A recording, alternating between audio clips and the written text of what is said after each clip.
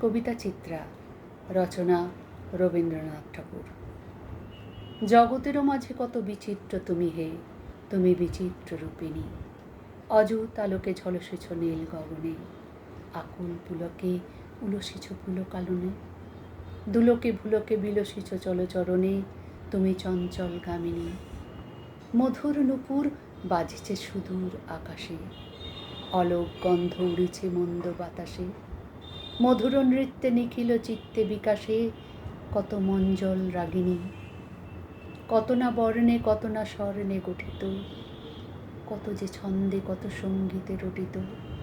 কত না গ্রন্থে কত না কণ্ঠে পঠিত, তব অসংখ্য কাহিনী।